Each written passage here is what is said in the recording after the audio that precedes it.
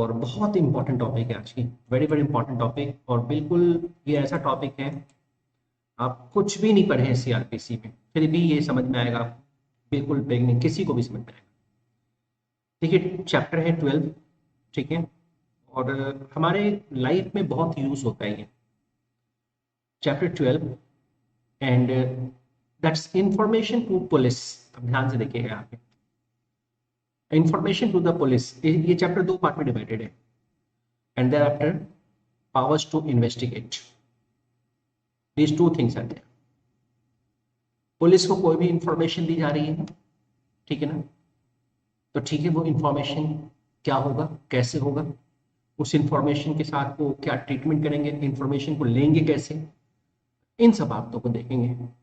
और ये पूरी की पूरी सिस्टम हमारे पास मैनेज्ड है under section 154, that is, and section number 155। 154 cognizable offence के लिए होगा एंड 145 नॉन कॉग्निजेबल ऑफेंस के लिए होगा। उसके बाद उसकी इन्वेस्टिगेशंस कैसे होंगी, वो सारे प्रोविजंस फिर इसके ऊपर है, पावर ऑफ इन्वेस्टिगेशन। यानी कि 155 के बाद 156 से जो भी प्रोविजंस हैं वो सब के सब इन्वेस्टिगेशंस के ऊपर है। तो चलिए हमारी पूरी की पूरी क्लास को आज हम शुरुआत करते हैं। और आज का हमारा कंप्लीट फोकस होगा सेक्शन 154 के ऊपर। बहुत टेक्निकल है, थोड़ा लेंदी है, 154 में ही ज़्यादा समझने के लिए है, तो बड़े ध्यान से समझिए 154 को। और अगर मैं ये शॉर्ट में कहूँ तो यही वो प्रोविजन है जिसके अंडर जो है FIR लिखी जाती है, फर्स्ट इंफॉर्मेशन रिपोर्ट लिखी जाती है। तो चलिए मैं 154 से सारी बातों को शुरू करता हूँ और इसके टेक्निकल पॉइंट्स को थोड़ा ध्यान से देखिएगा, और लॉ को पढ़ते कैसे हैं इस बात का भी ध्यान आपको इसमें जरूर चलेगा। चलिए सबसे पहली बात, section number 154, let us try to have this. देखिए यहाँ पर जब हम सेक्शन 154 के लैंग्वेज को देखते हैं, पहले मैं एक लेमैन की तरह बता देता हूँ, एक आम इंसान की भाषा में बता देता हूँ कि यह है क्या, फिर मैं आपको as an of course legal professionals के हिसाब से बताऊँ। 154 बेसिकली ये FIR के ऊपर है कि जब हम पुलिस को इंफॉर्मेशन देते हैं तो हम इंफॉर्मेशन कैसे दे सकते हैं पुलिस को, और जैसे भी हमने इंफॉर्मेशन दिया है उस इंफॉर्मेशन को पुलिस कैसे रिसीव करेगी, और उसके बाद उस इंफॉर्मेशन का क्या करेगी। क्योंकि किसी भी केस की जो शुरुआत होती है वो यहीं से होती है, किसी भी केस की शुरुआत यहीं से होगी। जैसे फॉर एग्जांपल अगर आप देख रहे हो A है और B है, यहाँ पे B है और A ने B को क्या किया, एक पिस्टल से एक गोली मारी और B जो है यहाँ इंजर्ड हो गया, ठीक है।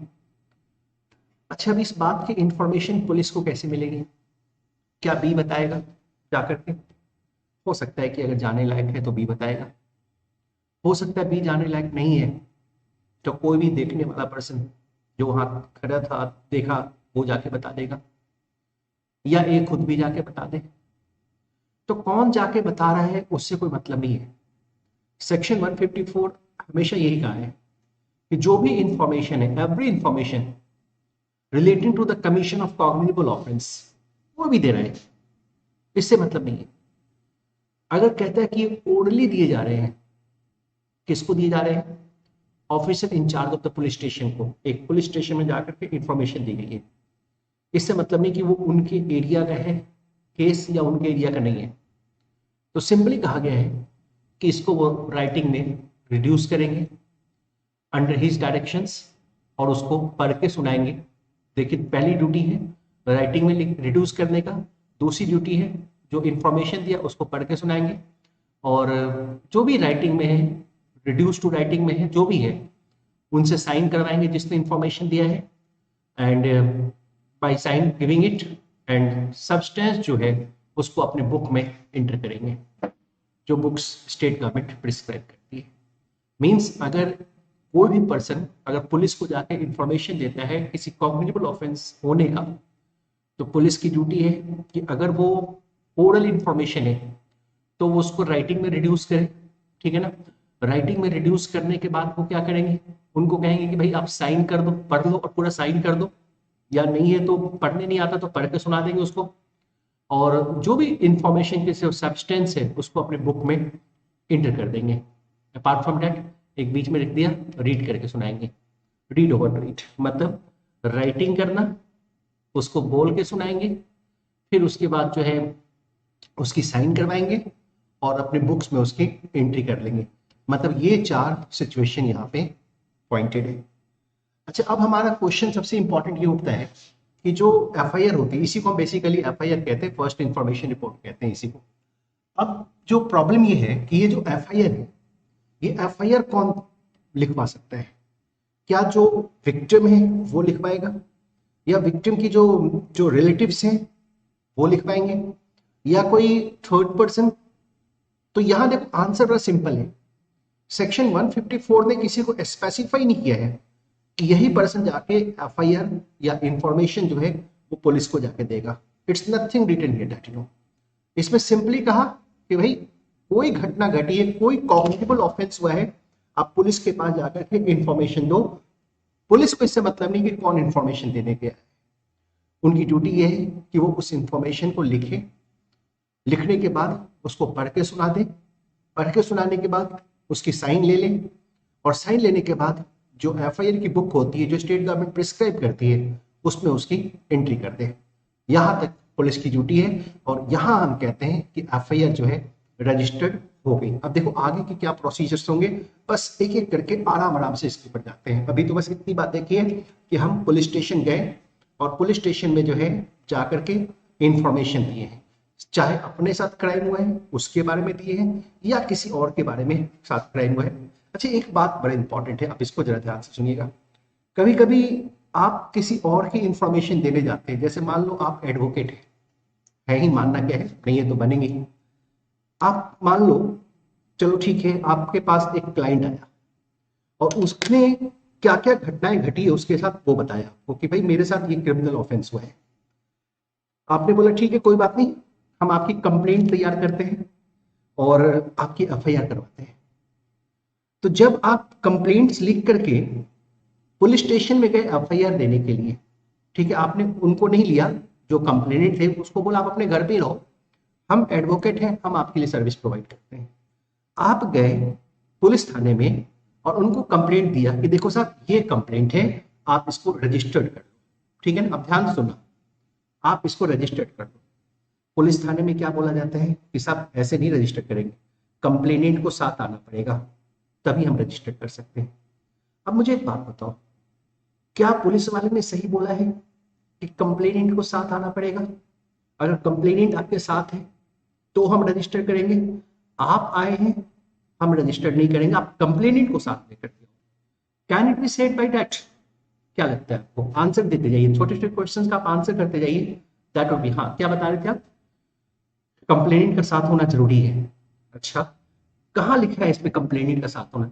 आप सीधे पुलिस वाले को बताइए कि देखो साहब आप सेक्शन 154 पढ़ो, 154 में सीधा लिखा गया है कि अगर आपको इंफॉर्मेशन दिया जा रहा है किसी कॉग्निटिबल ऑफेंस के होने का, तो आपको ये नहीं देखना कि इंफॉर्मेशन लेके कौन आ रहा है, एक्यूज्ड आ रहा है, विक्टिम आ रही है या आ रहा है, कौन आ रहा है आपको ये नहीं देखना है। आप उनको सीधा सेक्शन 154 पढ़ाओ, और 154 में सिंपली लिखा है कि कोई भी इंफॉर्मेशन दे सकते हैं। तो बीइंग एन एडवोकेट आप भी ये सर्विस उनको दे सकते हैं, आप उनको कह सकते हैं कि आप अपने घर पे रहो, हम जाकर के आपकी एफआईआर जो है वो लॉन्च करवा के आते हैं। There is no problem at all that, you know, इसमें कोई प्रॉब्लम नहीं है, पॉसिबल है। आप गए, सारे इंफॉर्मेशन आपने दिए, इंफॉर्मेशन देने के बाद उनकी ड्यूटी है कि वो उसको राइटिंग में रिड्यूस करेंगे, उसको लिखेंगे, और लिखने के बाद आपको पढ़ के सुनाएंगे, और पढ़ के सुनाने के बाद आप ही को कहेंगे कि भाई आप साइन कर दो, और साइन करने के बाद जो है पॉसिबल है वो अपने रिकॉर्ड में उसको मेंशन कर लेंगे, मेंटेन कर लेंगे।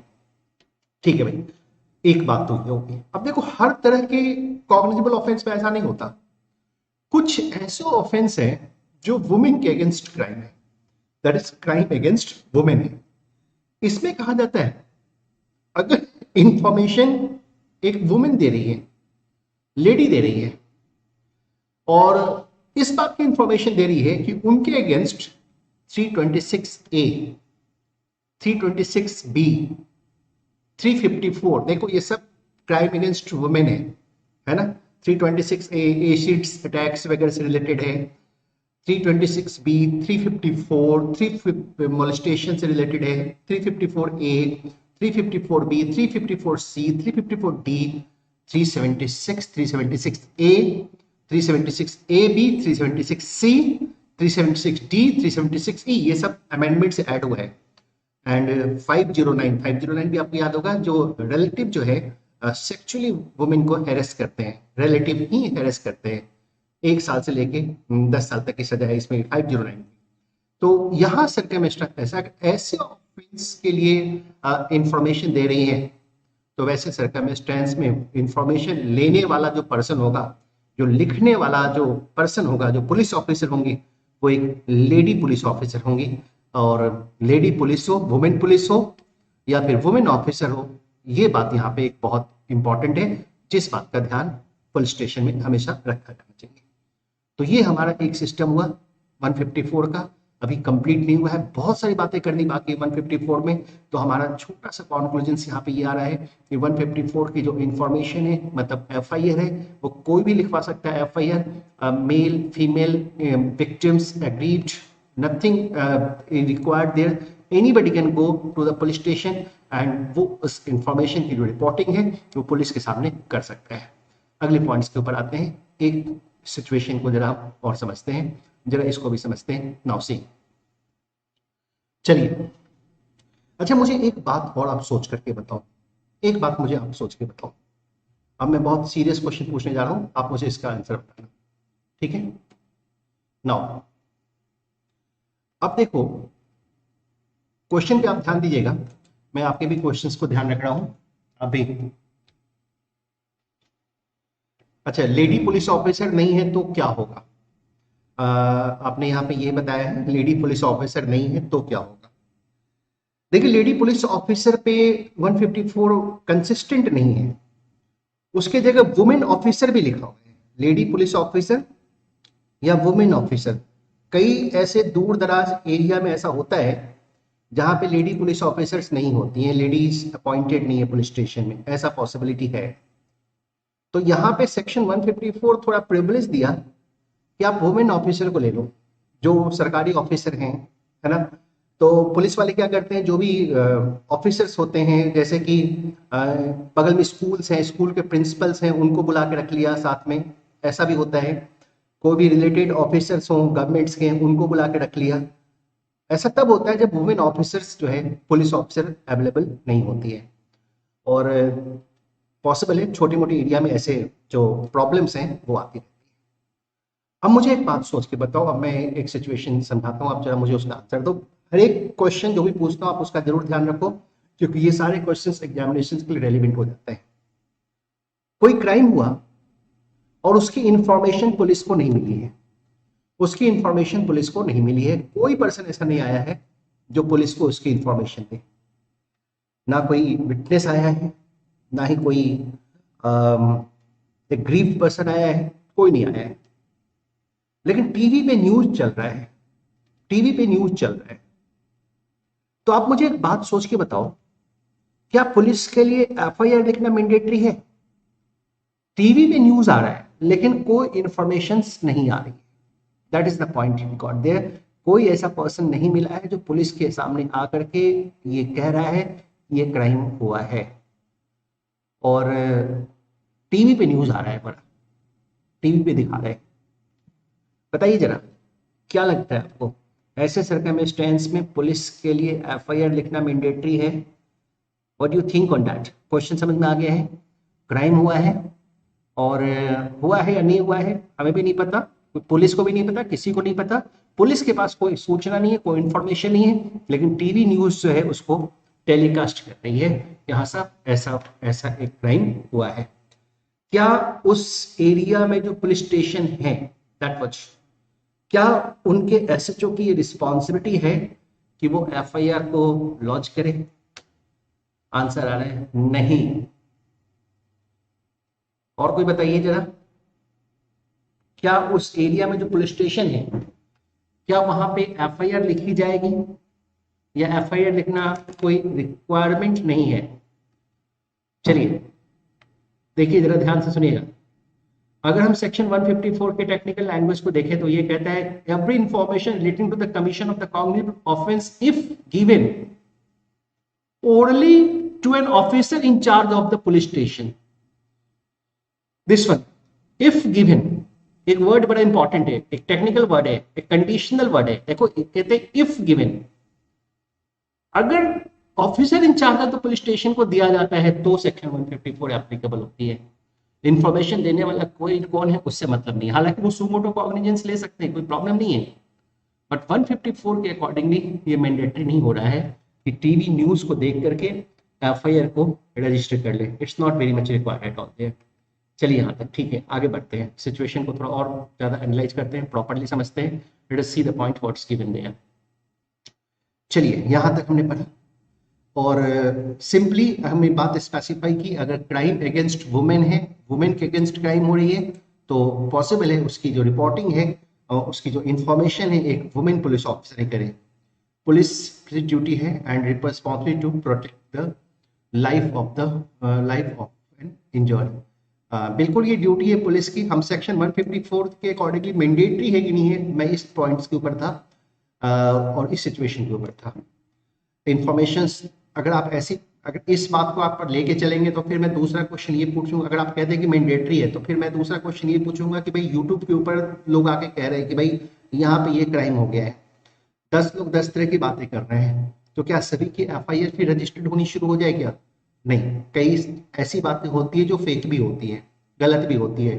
तो जब तक पुलिस के पास आकर के इंफॉर्मेशन नहीं दी जाती है और वैसे सर्कमस्टेंस में सेक्शन 154 की जो ऑब्लिगेशन है वो पुलिस के ऊपर नहीं आती है।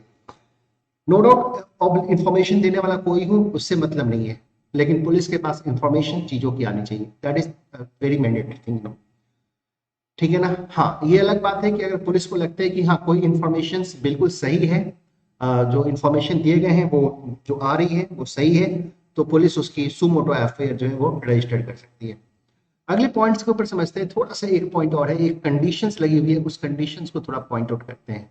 ये समझिए कि कंडीशन क्या, provided for the that, provided for the that में एक कंडीशंस इंपोज हो जाता है। देखिए क्या कंडीशन इंपोज हुए हैं उसको समझते हैं। सुमोटो अंडर व्हाट प्रोविजन, हम आ रहे हैं उस चीज सिचुएशन पे भी आ रहे हैं। चलिए अगले पॉइंट पे आ रहे हैं, सुनिए बेटा, कहते हैं प्रोवाइडेड फॉर द डैट। चलिए अब देखिए, अच्छा अभी शशांक ने पूछा कि सुमोटो अंडर व्हाट प्रोविजन, तो मैं इसकी एनालिसिस थोड़ा आगे करने वाला था, लेकिन मैं यही आपको एनालिसिस करके मैं बता देता हूँ। सुनिए जरा, देखिए इंटरप्रिटेशन ऑफ स्टैट्यूट्स कहता है कि अगर मेरे ऊपर कोई ऑब्लिगेशन है, ठीक है ना, अगर मेरे ऊपर कोई ऑब्लिगेशन है और उस ऑब्लिगेशन की कंडीशन लगी हुई है, ठीक है ना, उस ऑब्लिगेशन के ऊपर कंडीशंस लगी हुई है, तो मेरे पास ये मेरी एक ये ड्यूटी भी बनती है कि वो कंडीशन ना सेटिस्फाइड हो फिर भी मुझे लगे कि हाँ चीज वो चीज फॉलो हो रहा है तो मैं उसको पूरा करूं। जैसे यहां पे देखिए वर्ड लिखा हुआ है, every information relating to the commission of cognizable offence if given. देखिए जहां वर्ड लिख दिया इफ गिवन, इफ गिवन तो ओरली, मैं इसको रेड से अंडरलाइन करता हूं, इस ये वर्ड देखिएगा, ये वर्ड अपने आप में बहुत ही रेलिवेंट है, हर वर्ड का मीनिंग निकालना सीखिए आप, इससे बहुत कुछ सीखने को मिलेगा, क्योंकि लॉ थोड़े से वर्ड्स में बहुत सारी बातों को कहा जाता है। अब मैं आपको समझा रहा हूं, देखिए लॉ कैसे पढ़ते हैं, ध्यान से देखिएगा। कहता है इफ गिवन ओरली, मतलब अगर पुलिस को ओरली इंफॉर्मेशन दिया जाता है तो फिर पुलिस के लिए मैंडेटरी हो जाता है कि उसको रजिस्टर्ड करे, ठीक है ना। दूसरी बात कहिएगा, इफ नॉट गिवन, अगर नहीं है, अगर मान लो इफ गिवन ये बातें सेटिस्फाइड नहीं हो रही है, कोई इंफॉर्मेशन नहीं दी गई, तो फिर पुलिस के लिए ना वो डिस्क्रिशनरी हो जाता है कि अगर पुलिस को कहीं से इंफॉर्मेशन मिल रही है और पुलिस को लग रहा है कि ये इंफॉर्मेशन सही है तो भी पुलिस को ये लिखना मैंडेटरी हो जाता है, एफआईआर लिखना मैंडेटरी हो जाता है। वहां पुलिस को थोड़ा जज करना पड़ेगा कि जो इंफॉर्मेशन आ रही है उसकी ऑथेंटिसिटी क्या है। अगर उनको लग रहा है कि हाँ सब इसकी ऑथेंटिसिटी है तो नेचुरल सी बात है पुलिस उसको एफआईआर के तौर पे रजिस्टर कर देगी। अच्छा एक बात बड़ा इंपॉर्टेंट है, अगर पुलिस ने कोर्ट भी तो कर लेती है ना, कोर्ट भी तो न्यूज के बेसिस पे कोई न्यूज उनको एप्रोप्रिएट लगता है तो तुरंत उसकी कॉग्निजेंस कोर्ट ले लेती है। तो ठीक उसी तरह पॉसिबल है, यहां भी ये पावर पुलिस के पास अवेलेबल है इफ गिवन। अगर नहीं दिया जाता है तो अपने डिस्क्रिप्शंस के अकॉर्डिंगली अगर पुलिस को लग रहा है कि जो न्यूज चल रही है उसमें इंफॉर्मेशन सही आ रही है, वो जेन्युइन इंफॉर्मेशन लग रही है, तो वैसे सर्कमस्टेंस में पुलिस उसकी एफआईआर रजिस्टर कर लेगी। चलिए अगली बात पे हमारा सिंपल ये है कि वुमेन पुलिस ऑफिसर की बात कहेगी अगर ये सारा ऑफेंस है तो, और अगर वुमेन पुलिस ऑफिसर नहीं है तो सिंपली कहा गया है कि वुमेन ऑफिसर है, किसी भी वुमेन ऑफिसर को बुला ले और चलेगा, कोई प्रॉब्लम नहीं, पुलिस उनकी एफआईआर उसके सामने रिकॉर्ड कर ले, ठीक है ना, पुलिस उसकी एफआईआर उनके सामने रिकॉर्ड कर ले। So this is a very critical thing which we got there. चलिए अब एक पॉइंट पे आते हैं, प्रोवाइडेड फर्दर डैट करके जो एक इशू है, ये बड़ा इंपॉर्टेंट इशू है। अब इस इशू को थोड़ा समझते हैं, यहाँ पे बहुत बातें करने के लिए है। देखिए प्रोवाइडेड फर्दर डैट का जो पॉइंट है, देखो जब भी किसी प्रोविजंस में किसी भी सेक्शन में ये बातें लग जाती हैं प्रोवाइडेड फर्दर डैट, तो ये ना एक कंडीशनल प्रोविजन है, एक कंडीशंस को स्पेसिफाई करता है। देखिए दो तरह की कंडीशन होती है, एक प्रोवाइडेड डैट करके कंडीशन होता है और एक प्रोवाइडेड फर्दर डैट करके कंडीशन होता है, ठीक है ना। और प्रोवाइडेड फर्दर डैट वाला जो कंडीशंस है या प्रोवाइडेड डैट वाला जो कंडीशंस है उसको मानना बिल्कुल मैंडेटरी हो जाता है और उसको सेटिस्फाई करना ही पड़ेगा, किसी भी हालात में उसको इग्नोर नहीं कर सकते।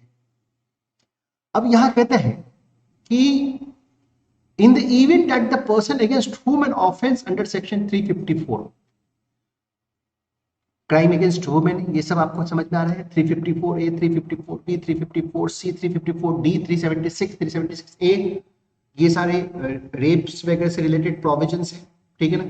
फिर से वो 509 जो सेक्सुअल हैरेसमेंट से रिलेटिव करते हैं।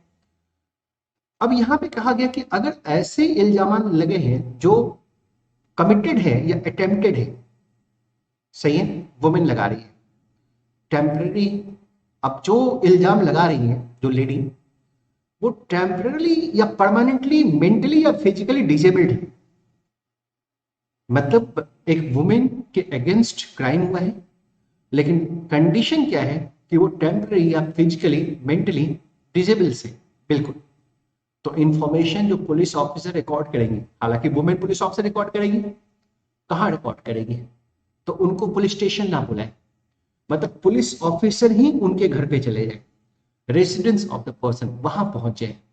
लेकिन एक बात सोच के देखो, अगर पुलिस वाले किसी के घर पे आते हैं तो मोहल्ले वाले में कितनी क्यूरियोसिटी हो जाती है कि पता नहीं क्या हुआ है, क्या हुआ है, क्या हुआ है, सब देखने आ जाते हैं, भाई पुलिस की गाड़ी लगी हुई है, पुलिस वाले आ रहे हैं, उसके घर में जा रहे हैं, तो वो सारे जानने के लिए क्यूरियोसिटी हो जाएगी उनको कि भाई क्या हो रहा है।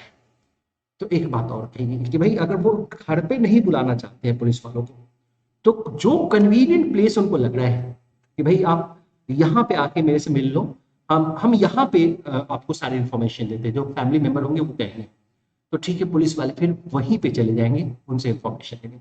अगर अगर फैमिली मेंबर ये कहेंगे कि साहब हम विक्टिम को पुलिस स्टेशन ही लेके आ जाते हैं, वहीं पे आप उनसे पूछ लो, जो इन्फॉर्मेशन है इन्फॉर्मेशन आप वहीं पे ले लो, तो ठीक है, वो वहीं पे चले जाएं, कोई प्रॉब्लम नहीं है, मतलब ये उनकी चॉइस है, ठीक है, choice. And in the presence of interpreters और a special educator as the case may be, this one the point जो इंटरप्रेटर्स जैसे कुछ बोलने में दिक्कत होती है, उनको इशारे से बताती हैं, तो इस तरह से जो है इंटरप्रेटर्स होंगे, जो स्पेशल एडुकेटर्स होंगे, जो साइकाइट्रिस्ट होते हैं जो उनको हेल्प कर सकें, है ना।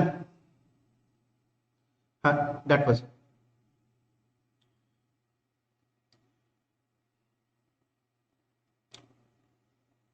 हाँ सुमोटो इंफॉर्मेशन में आपने सही कहा, पुलिस खुद इंफॉर्मेंट होती है, वो अपने इंफॉर्मेंट में खुद लिख देती है, क्योंकि उनको इंफॉर्मेशन मिली है, एफआईआर के थ्रू उनको इंफॉर्मेशन मिली है, सॉरी न्यूज के थ्रू उनको इंफॉर्मेशन मिली है, राइट।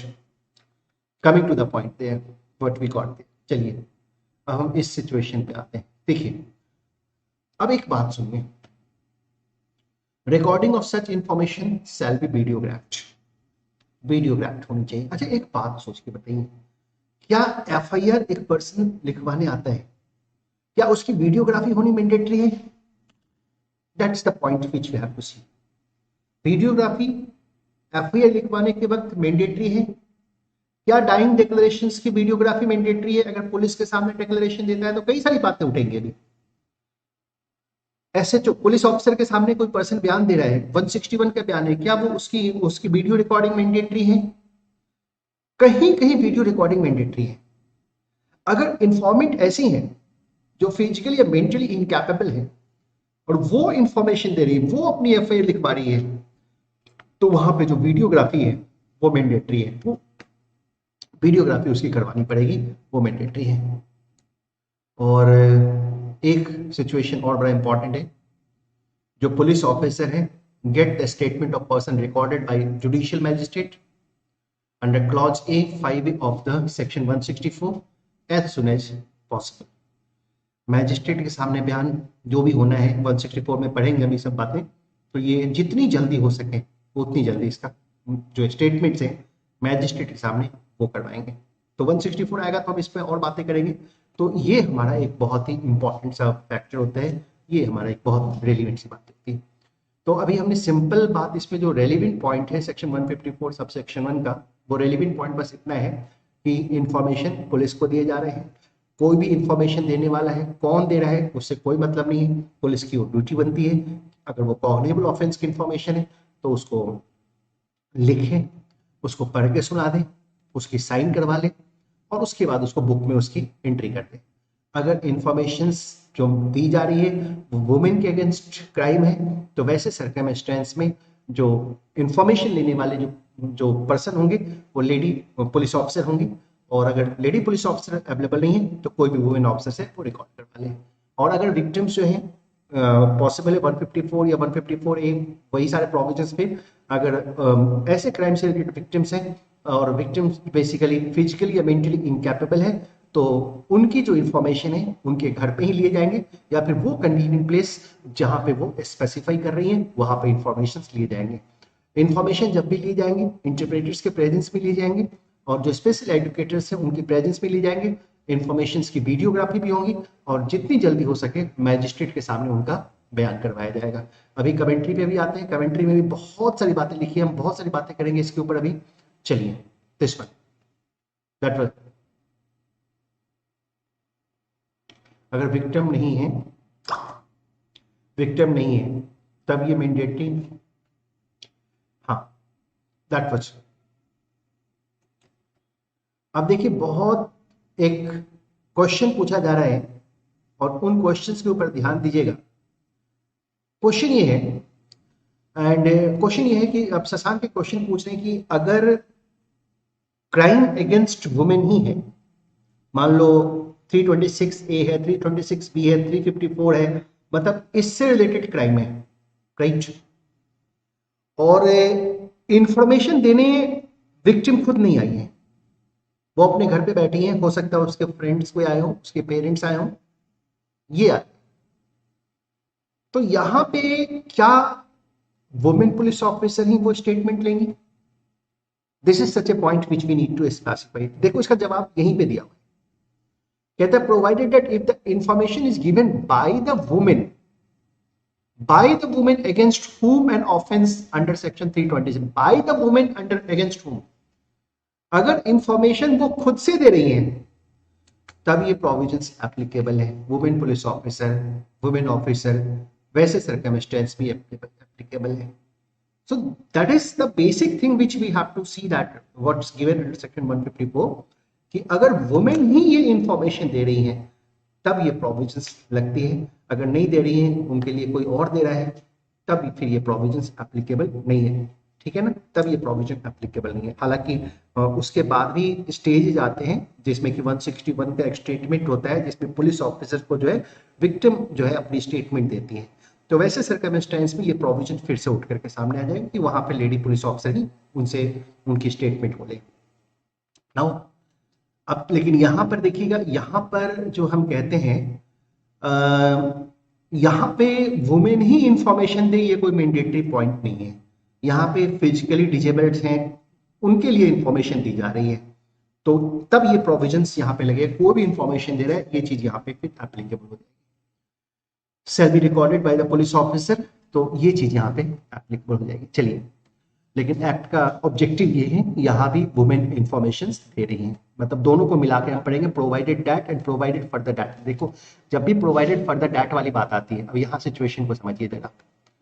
क्या एक फिजिकली या मेंटली चैलेंज्ड वुमेन अगर इंफॉर्मेशन देती हैं तो क्या उसकी रिकॉर्डिंग मैंडेटरी है? तो यहाँ पे देखिएगा, जब भी हम प्रोवाइडेड फर्दर डैट वाला पॉइंट पढ़ते हैं तो उसको प्रोवाइडेड डैट के पॉइंट के साथ मिला के पढ़ते हैं, इन दोनों को साथ मैच करके पढ़ेंगे। यहाँ पे लिखा है if the information given by the women, तो ये बात ऑटोमेटिकली यहाँ पे कवर हो जाएगा, यहाँ का जो ये पॉइंट है ये ऑटोमेटिकली यहाँ पे कवर हो जाएगा। उसके एक्सटेंशंस अब ये आएंगे कि अगर वो फिजिकली चैलेंज्ड है या मेंटली चैलेंज्ड है, अगर वो इंफॉर्मेशन देती हैं तो इंफॉर्मेशंस उनके घर पे ले जाएंगे या वो कन्वीनियंट प्लेस पे ले जाएंगे जो उनको सूट करता है, और इंफॉर्मेशन लेने वाली वुमेन पुलिस ऑफिसर ही होंगी। एक्स्ट्रा एडिशंस इसमें ये होता है कि उस इंफॉर्मेशन की वीडियोग्राफी होगी, जो उसके जो इंटरप्रेटर्स हैं वो अवेलेबल होंगे, स्पेशल एडुकेटर्स अवेलेबल होंगे, और मैजिस्ट्रेट के सामने जो स्टेटमेंट्स है वो जल्द से जल्द दिलवाई जाएगी। ठीक है यहाँ तक? चलिए अगले पॉइंट्स को ऊपर आते हैं, बहुत रेलिवेंट पॉइंट। अब हम आते हैं इस पॉइंट के ऊपर, ये क्या कहते हैं। ठीक है, नेक्स्ट पॉइंट पे हम आते हैं। अब देखिएगा, अगर हम अगले पॉइंट्स की बात करें तो जो इंफॉर्मेशन की कॉपी जो पुलिस ने रिकॉर्ड किया है वो गिवन दिया जाएगा इमीडिएटली। जैसे रिकॉर्ड किया, आपको ये नहीं कहा जाएगा कि भाई कल आके ले जाना, परसों आके ले जाना। एफआईआर रजिस्टर्ड होगी, that's it, free of cost इंफॉर्मेंट को दिए जाएंगे, फ्री ऑफ कॉस्ट, उसकी कोई चार्ज नहीं, दैट्स इट। और इंफॉर्मेंट को फ्री ऑफ कॉस्ट जो है वो एफआईआर की कॉपी दी जाएगी। अच्छा, बड़े खुश नसीब होते हैं जिनका एफआईआर पुलिस स्टेशन जाते ही रजिस्टर्ड हो जाती है। छोटे मोटे क्राइम्स में तो पुलिस वाले तो मना कर देते कि जाओ भाई, हम आपकी एफआईआर को रजिस्टर नहीं करेंगे, इसमें अब हमारा यही काम रह गया क्या? क्या करेंगे अगर पुलिस वाले अगर एफआईआर रजिस्टर्ड नहीं करते हैं तो क्या करेंगे? तो इसकी जो अरेंजमेंट्स है वो सेक्शन 154 सब सेक्शन 3 में इसकी भी अरेंजमेंट्स दे रखी गई है। वहां क्या कहते हैं कि कोई भी पर्सन अगर एग्रीव्ड है refusal on the part of an offence, refuse कर दिया गया है, पुलिस वाले ने मना कर दिया कि जाओ हम आपकी एफआईआर नहीं लिखेंगे, या फिर मना नहीं किया है, एफआईआर रखा हुआ है, कंप्लेंट्स रखे हुए हैं, कुछ एक्शन नहीं ले रहे हैं, तो भी एक रिफ्यूजल ही मानते हैं। तो आप सब्सटेंस ऑफ इंफॉर्मेशन जो भी है, एक काम करो, आप राइटिंग में पोस्ट कर दो। किसके पास पोस्ट कर दोगे? सुपरिटेंडेंट ऑफ पुलिस के पास। सुपरिटेंडेंट ऑफ पुलिस जो एसपी होते हैं एरिया के, उनको पोस्ट कर दो।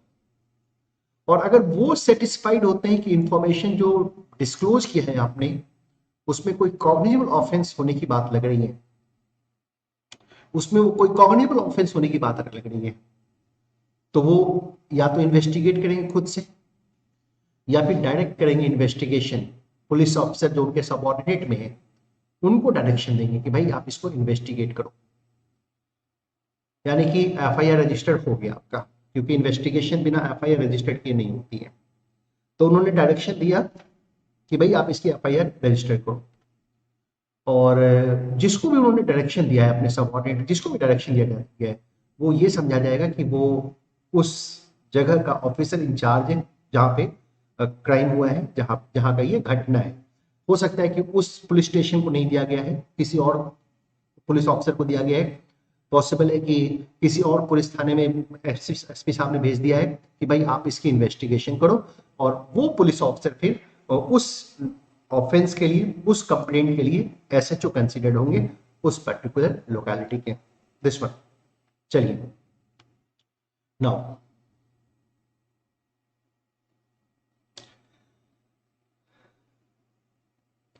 चलिए, अब एक क्वेश्चन पूछ रहे हैं कि एफआईआर एक से ज्यादा पुलिस स्टेशन में रजिस्टर्ड करवा दिया जाए तो क्या होगा। मैं इन सारे क्वेश्चंस के ऊपर आऊंगा।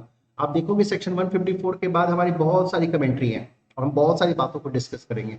सही, अभी सिंपल बेसिक बातों को डिस्कस कर रहे हैं, अभी हम इन सारी बातों को डिस्कस करेंगे। अगर एफआईआर एक से ज्यादा जगह पे रजिस्टर्ड करवा दिया गया तो क्या होगा, एफआईआर कैंसिल होती है नहीं होती है, एफआईआर क्वेश होती है कि नहीं होती है, इन सभी बातों को हम देखेंगे। एफआईआर की एविडेंसरी वैल्यू क्या होती है, कि एफआईआर कोर्ट में एविडेंस के तौर पे काम करेगा या नहीं करेगा, एफआईआर और चार्जशीट में बातें कॉन्ट्राडिक्टरी है तो क्या कॉन्सिक्वेंसेज होंगे, एफआईआर की स्टेटमेंट्स विक्टिम्स जो है कोर्ट के सामने जो स्टेटमेंट देती है वो कन्वर्ट हो जाता है, वो चेंज हो जाता है तो क्या होगा, all that thing, lots many questions are there, हम इन सारी बातों को डिस्कस करेंगे। So please wait, by and by, थोड़ा थोड़ा आराम आराम करके हम देखते हैं, बहुत कुछ है करने को अभी। चलिए, तो अगर एसएचओ साहब ने इंफॉर्मेशन कर लेने से मना कर दिया तो आपके पास क्या ऑप्शन है, आपने एसपी को पोस्ट कर देने हैं। तो यहाँ पे जब भी मना किया है तो आप क्या करेंगे, may send the substance, may send means you have got an option. आपको लग रहा है कि नहीं साहब एसपी हमारी बातें सुन लेंगे, तो आप एसपी साहब को भेज दो। आप सोचते ही नहीं साहब, सारे पुलिस वाले एक ही होते हैं, मिले हुए होते हैं। जब हमारा एसएचओ नहीं सुना तो एसपी क्या सुनने वाले हैं, सब पुलिस वालों से दूर ही रहो, हम तो पुलिस में तो इंफॉर्मेशन देंगे ही नहीं। अब हो गया, पुलिस को देख लिया, पुलिस कुछ नहीं करेगी। तो आपके पास क्या ऑप्शन है, सही ना, आपके पास अब क्या ऑप्शन है, अब आपके पास एक ऑप्शन ये होता है, कई सारे ऑप्शंस होते हैं, ई ई एफआईआर होती है, आप पोर्टल पे जा करके वहां पे अपनी एफआईआर डाल सकते हो, ठीक है ना, लेकिन फिर भी वो इन्वेस्टिगेशन नहीं होगा, पड़ी रहेंगी, ऐसे भी बातें होती है। तो आप एक काम करो, आपने एसपी को देख लिया, आपने पुलिस को देख लिया, अगर अभी भी आपकी बातें नहीं बनी है तो आप चले जाओ, आगे का पहले बता देता हूँ, 156 सबसेक्शन 3, 156(3), जिसको पॉपुलर होता है, यहाँ पे आप मैजिस्ट्रेट के पास जाकर के एफआईआर कर सकते हो, मतलब कोर्ट में एप्लीकेशन लगा सकते हो, और कोर्ट जो है पुलिस को एक आपकी कंप्लेंट की कॉपी भेज देगी, और अगले डेट में जो उस कंप्लेंट्स को देख रहे थे जो पुलिस वाले, उनको बुला लेगी, उनसे पूछेगी कि बताओ एफआईआर क्यों नहीं रजिस्टर्ड किया, उनसे रिपोर्ट मांगेगी, और अगर उनकी रिपोर्ट से सेटिस्फाइड नहीं और आपकी रिपोर्ट से सेटिस्फाइड नहीं और समझती है कि वाकई कोई कॉग्निटिव ऑफेंस हुआ है, तो पुलिस ऑफिसर को डायरेक्शन दे देगी कि भाई आप इसकी एफआईआर रजिस्टर्ड करके आप इसकी इन्वेस्टिगेशन करो, राइट ना, आपका ये काम हो गया। अब पुलिस वाले इन्वेस्टिगेशन करना शुरू कर देंगे, लेकिन आपको फिर लगता है कि भाई एफआईआर तो रजिस्टर कर लिया, पुलिस इन्वेस्टिगेशन ही नहीं कर रही है, अब क्या करें, तो आप कोर्ट में हमेशा एक 15 दिन के ऊपर, 20 दिन के ऊपर आप एक एटीआर लगा दो, एक्शन टेकन रिपोर्ट, जिसमें आप कोर्ट से रिक्वेस्ट करो कि जो उस केस के जो आईओ हैं उनसे एक्शन क्या लिया गया हमारे एफआईआर के ऊपर, अभी तक क्या क्या एक्शन लिए गए हैं, वो एक्शन टेकन रिपोर्ट जो है वो कोर्ट में फाइल करें। अब अकॉर्डिंगली आपने एटीआर लगाया है कोर्ट में, एटीआर के लिए एप्लीकेशन लगाया है, और जाहिर सी बात है कोर्ट पुलिस को जो है पूछेगी, पुलिस को लिख के देगी कि भाई आप 15 दिन के बाद फिर डेट लग रही है इस केस की, आप आगे बताओ कि आपने क्या क्या इन्वेस्टिगेशन किया है, पुलिस को आके बताना पड़ेगा, बीच में एक्शन लेना ही पड़ेगा, है ना। तो हर 15 दिनों के भीतर अगर आप एटीआर लगा देते हैं, एक्शन टेकन रिपोर्ट लगा देते हैं, तो पॉसिबल है कि आपका काम जल्दी हो जाएगा।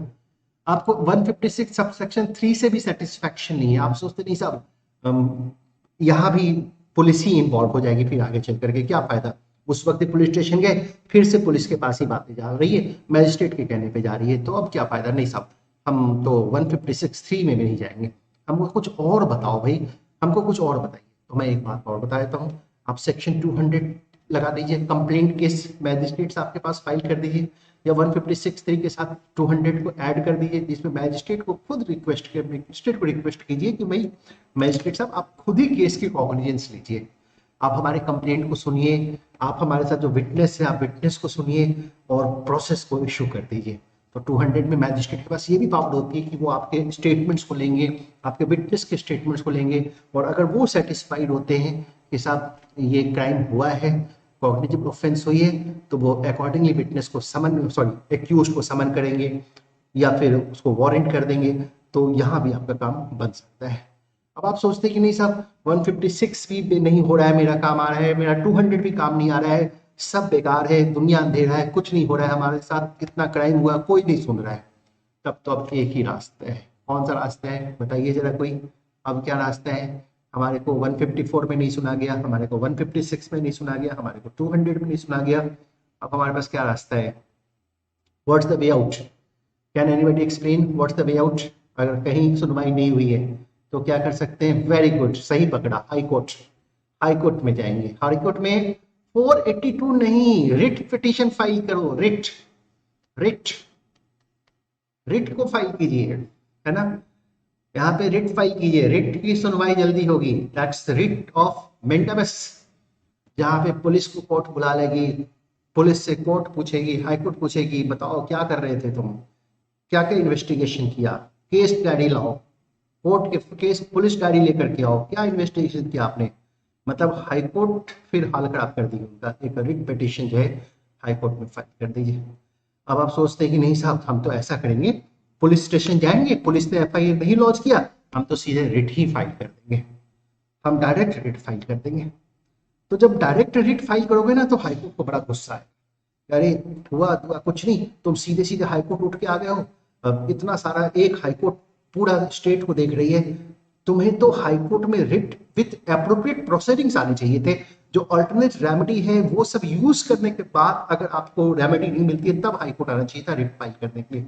और आपके पास तो अभी इतने सारे चैनल्स थे, आप मैजिस्ट्रेट के पास जा सकते थे, आप मैजिस्ट्रेट से प्रोसेस इशू करवा सकते थे। इन सब चीजों को तो आपने इशू किया ही नहीं, यूज किया नहीं, और सीधे उठ के हाईकोर्ट में आ गए।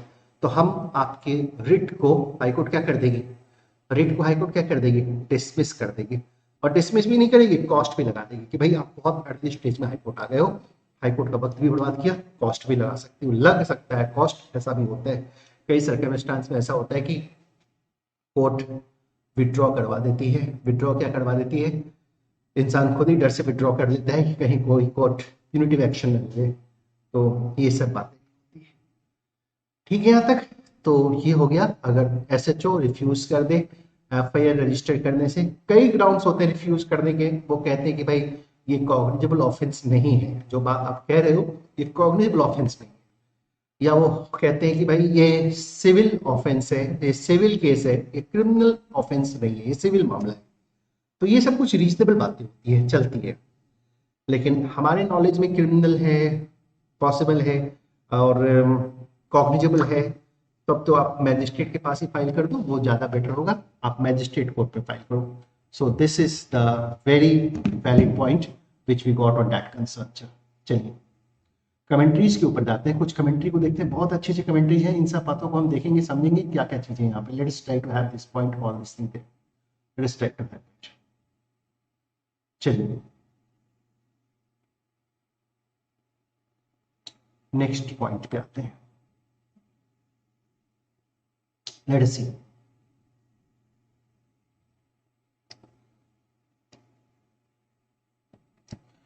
अब देखिए हमने जितनी बातें डिस्कस की हमने कमेंट्री में इन सारी बातों को लिखी। अब देखो, if an information given orally, बोल करके पुलिस वालों को इंफॉर्मेशन दिए जाते हैं, तो कभी कभी पुलिस कहती है कि लिख के दो। आप ही कहें लिख के क्यों दे, आपको लिखना है आप लिखो। 154 कहता है आपको लिखने को, हम तो बोलेंगे आप लिख लो। कर सकते हैं आप, नो प्रॉब्लम्स देयर। तो अगर ओरली दिए जा रहे हैं तो राइटिंग में रिड्यूस करेंगे। अच्छा राइटिंग में लिखा गया है ना, तो हूबहू सेम चीज लिखनी है और पढ़ के सुनाया जाएगा इंफॉर्मेंट को, साइन करवाई जाएगी। पुलिस ऑफिसर के पास रिक्वायरमेंट है कि वो जो भी इंफॉर्मेशन के सब्सटेंस है वो अपने बुक्स में उसकी एंट्री कर लें, राइट ना। जिसको हम बुक क्या कहते हैं, स्टेशन डायरी कहते हैं, हम उसको एफआई डायरी नॉर्मली कहते हैं, ठीक है। एंड चार बातें हैं जो पुलिस की ड्यूटी है, आपको ध्यान रखना है। That shall be reduce to writing, read over to the informant, signed by the informant, और बुक्स में जो है वो उसकी एंट्री होगी। चलिए नाउ, तो क्या उद्देश्य है एफआईआर का? देखो सारी कहानियां एफआईआर से ही शुरू होती है। हालांकि एफआईआर के जो स्टेटमेंट्स हैं वो एविडेंस एक्ट के अकॉर्डिंगली रेलिवेंट नहीं होते हैं, बिकॉज सेम विक्टिम्स फिर से कोर्ट में उनको स्टेटमेंट देना पड़ता है। कई जगह स्टेटमेंट्स होती है। अगर एक विक्टिम कहते हैं कि मेरे साथ कुछ क्राइम हुआ है, कुछ गलत हुआ है, तो पहला स्टेटमेंट उसने दिया एफआईआर में, दूसरा स्टेटमेंट दिया पॉसिबली जो एफआईआर में स्टेटमेंट्स दिए, दूसरा स्टेटमेंट दिया 161, पुलिस को स्टेटमेंट दिया, पुलिस को बयान दिया, एसएचओ को कह सकते हैं। तीसरा दिया मैजिस्ट्रेट के सामने भी दिया, है ना, 3 हो गए, या चलो ठीक है। फिर से जाकर के कोर्ट में जब गवाहियां होती हैं, प्रोसिक्यूशन एविडेंस होता है, उस वक्त वो अपनी स्टेटमेंट देते हैं, ठीक है ना। मतलब ऑलमोस्ट 4 जगहों पे बयान होता है एक पर्सन का, कभी 4 होता है, कभी 3 होता है, इस तरह होता है।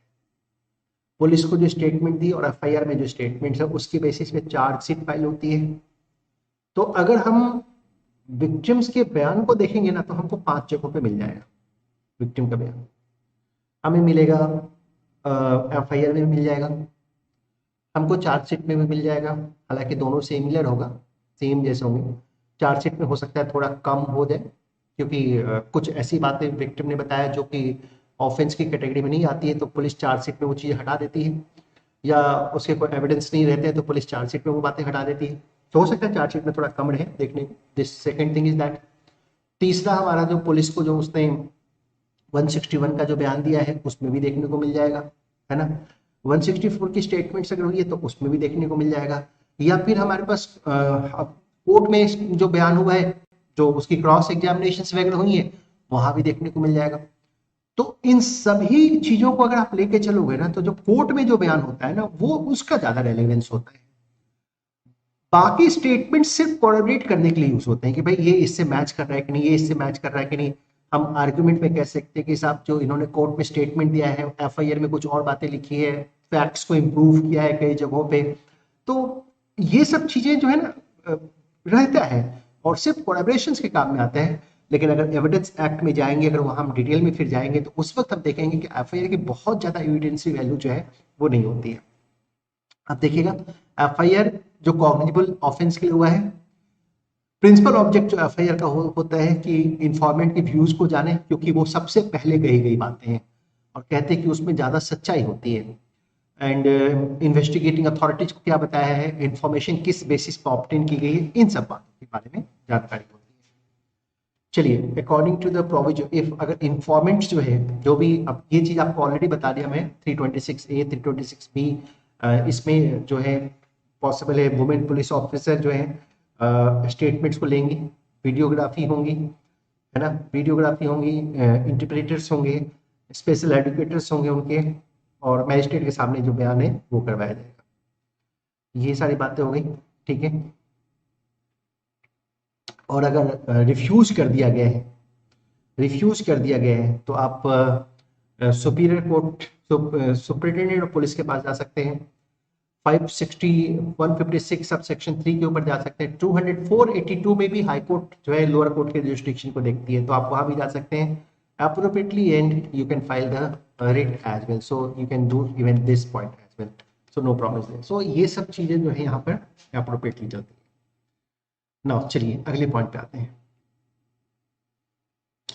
ये सब हमने एफआईआर के बारे में बता दिया आपको, आप पढ़ के देखिएगा। Great importance to lodging prompt FIR. चलिए, एफआईआर प्रॉम्प्टली लॉन्च हो ताकि ऑब्टेन कर इंफॉर्मेशन जल्द से जल्द इंफॉर्मेशन को ऑब्टेन किया जाए। नाउ चलिए अगले पॉइंट पे हम सीधे आते हैं।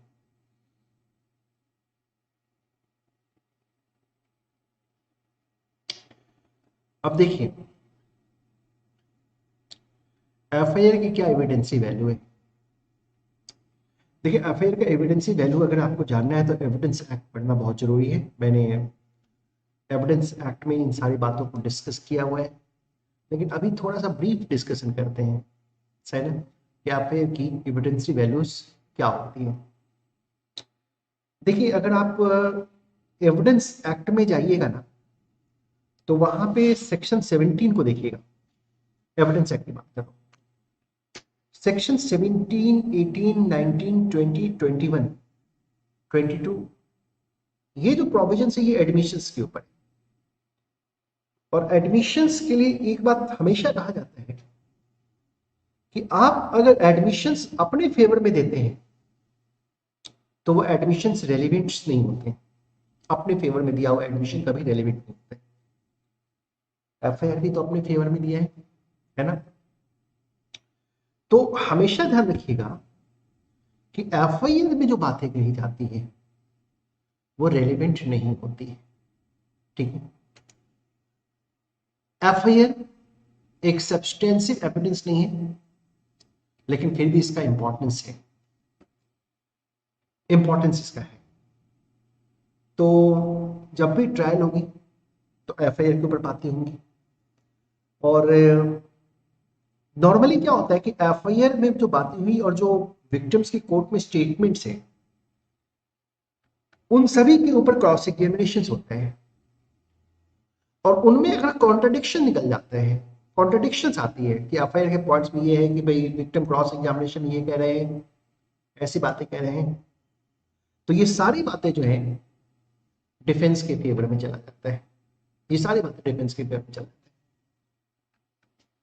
लेकिन अगर सब कुछ मैच कर रहे हैं, एफआईआर, कोर्ट की स्टेटमेंट्स, लीडिंग एविडेंस, ये सब मैच कर रहे हैं, तो कोर्ट को भी कॉन्विक्ट करने में सहूलियत हो जाती है।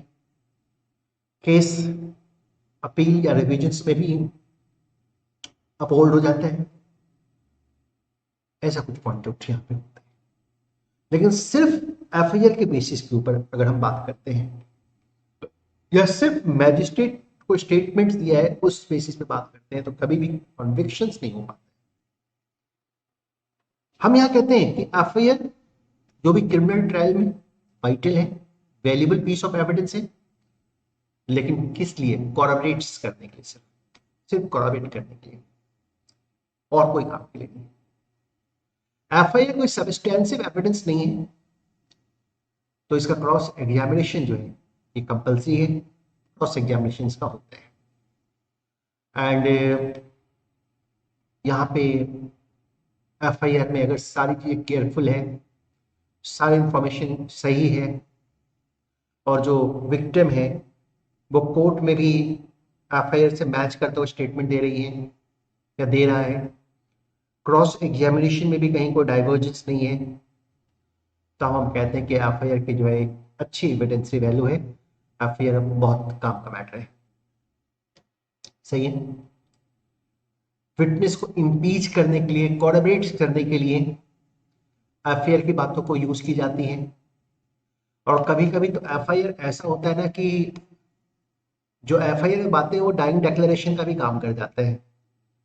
अगर सेक्शन 32 जो डाइंग डिक्लेरेशन के ऊपर है, अगर उसके सारे फंडाज को सेटिस्फाई करे, उसके जितने कंडीशंस हैं एफआईआर के बातें उस सब चीज को सेटिस्फाई करे, विक्टिम की डेथ हो गई है, डेथ का कॉज वही है जो एफआईआर में लिखा हुआ है, पॉसिबल है उसका कोई पर्सनल इंटरेस्ट भी नहीं है उन मैटर्स वगैरह के ऊपर, तो हम बड़े आराम से कहते हैं कि भाई एफआईआर में जो बातें कही गई है वो सारी बातें जो है वो सही है, और उसको भी एक एविडेंस के तौर पे रखा जा सकता है, डाइंग डिक्लेरेशन तक उसको एक्सेप्ट किया जा सकता है।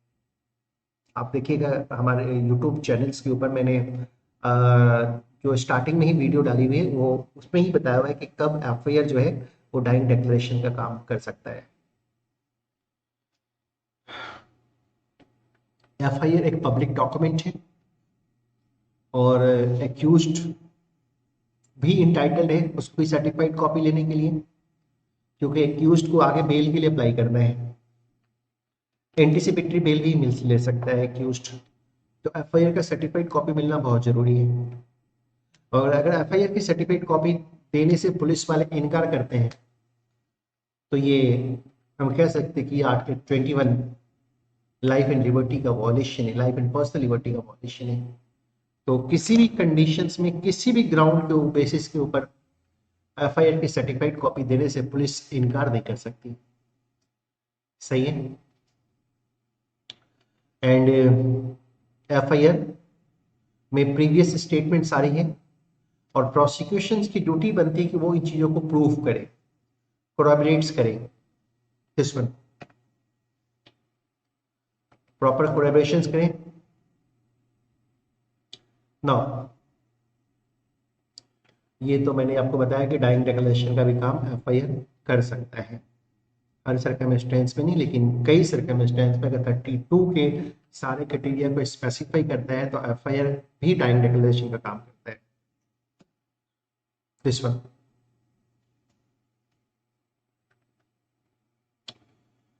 और एफआईआर लिखी गई है उसमें कोई नॉन कॉग्निजेबल ऑफेंस की बातें हैं तो वो एफआईआर में नहीं लिखी जाती हैं। एफआईआर में वो बातें नहीं होंगी, है ना।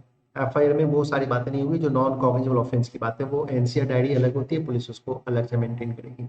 जैसे फॉर एग्जांपल एक लेडी ने अपने हस्बैंड के ऊपर इल्जाम लगाया, एक लेडी ने अपने हस्बैंड के ऊपर इल्जाम लगाया कि मेरे हस्बैंड ने मुझे मारा पीटा, मुझे घर से निकाल दिया, मेरी सारी ज्वेलरी रख ली और उन्होंने दूसरी शादी कर ली, उन्होंने दूसरी शादी कर ली। तो कौन सा क्राइम हुआ? तो हस्बैंड ने वाइफ को मारपीट के घर से निकाला, सेक्शन नंबर 498 ए। ज्वेलरीज वगैरह रख ली, सेक्शन नंबर 406, दोनों कॉग्निजेबल ऑफेंस है। और एक बात और कही कि दूसरी शादी भी कर ली, तो यहाँ पे सेक्शन 494, ये नॉन कॉग्निजेबल ऑफेंस है, भाईगमी का केस बना, नॉन कॉग्निजेबल ऑफेंस है। तो पुलिस एफआईआर में ये सब बातें लिखेंगी, इनकी बातें लिखेंगी, लेकिन इसको नहीं लिखेगी एफआईआर में, because this is the non cognizable offence. ये मैजिस्ट्रेट ही इसको एग्जामिन करेंगे। This one. चलिए आगे बढ़ते हैं।